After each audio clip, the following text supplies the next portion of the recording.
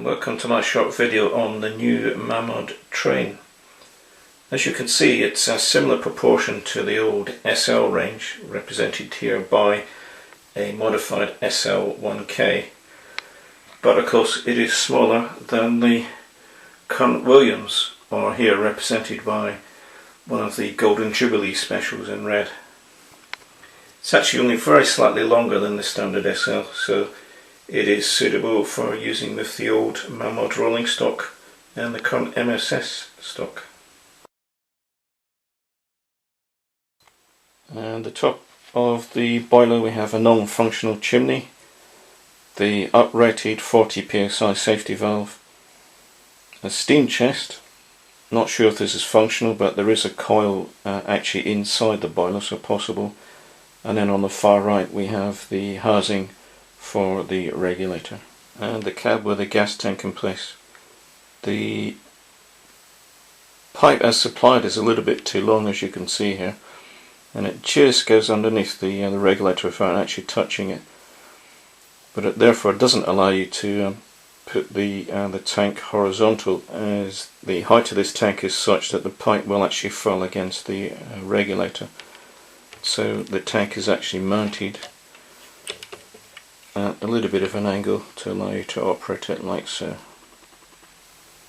Just like the William locomotive, there is a hole in the cab roof to allow you to put the gas filler adapter through to fill out the tank, but I prefer to unscrew the tank and fill it up externally, putting it back into loco again. You notice there's no rubber ring around this hole in the roof, and also, presumably it's cut costs, there are no rings around the cutouts in the cab front. A look at the rear buffer beam and coupling. Two buffers similar to the ones fitted to the William, and a simple although rather large hook which actually is compatible with the coupling rings on the standard Mamod rolling stock and MSS as well.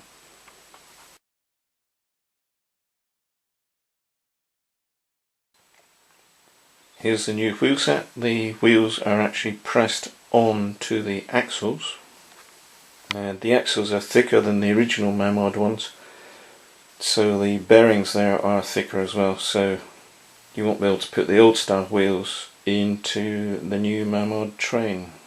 And similarly, I don't think the aftermarket steel wheels will fit either. The new wheels are just designed to drop into slots in the chassis. Then these retaining plates on either side of the wheels there hold the bearing into the bottom of the chassis, and then you've got two chassis spaces as well, so this makes for a much more rigid chassis than the original one. And the ceramic gas burner. The burner itself is not actually as wide as the chassis frame, so they spaced that out by putting 4 washers, 2 on each side, and I've just stuck them on here with torque seal. Uses one of these nylon pipes, which I'm not a great fan of, and it's got a bit of a heat protector on the bottom where the pipe comes up into the cab floor.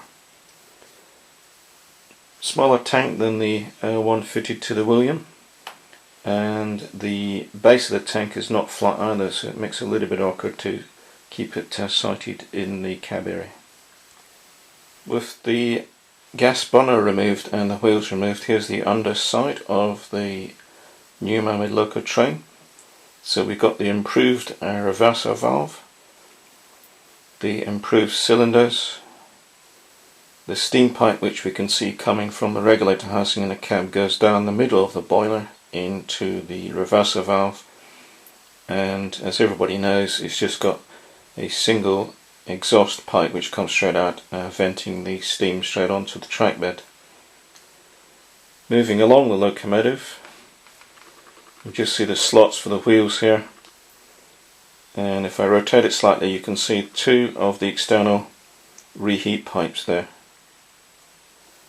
Also notice the slots in the chassis which allow the gas burner to get its air in there, and if we turn it over you can see in the combustion chamber shield there are also 4 holes there as well. There you can see the 4 holes, the 2 top ones for holding the ceramic gas burner, the 2 bottom ones for holding the spacers for the chassis and the retaining plates for the wheels. And here is the chassis with the ceramic gas burner in place, which, as you can see, holds the chassis frames rigid together. And the chassis fully assembled again now, so the wheels in place, the 2 retaining plates to hold wheel bearings in place, and the 2 chassis spacers as well, so making for a nice rigid frame under there, so no more waggly wheels. A look into the cab with the gas tank and pipe removed. A standard Mamod SP type sight glass there with a thick plastic. There's the regulator at the top, but you can notice that the steam pipe coming out the bottom of the regulator actually fouls the sight glass, so that makes it difficult to remove the sight glass plastic. Here's the new piston and cylinder assembly. As you can see, it's got an O-ring on the piston rod, and the gland that screws in also has an O-ring on it as well. The cylinder backplate is, the holes are the same size as the original Mamod Loco cylinders. However, this piston seems to have a slightly longer throw than the original ones. Look at the front end and we can see that the cylinders are still mounted at an angle, which means that the reverser valve is also mounted at an angle, and so the operating lever, which is quite long in this, does get pretty close to the front of the boiler.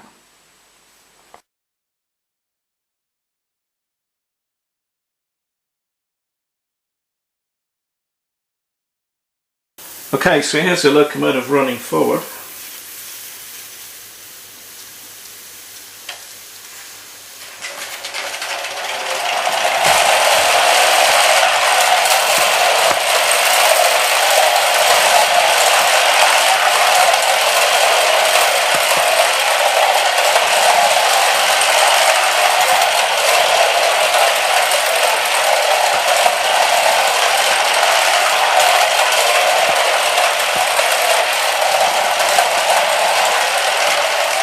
Works going the other way as well.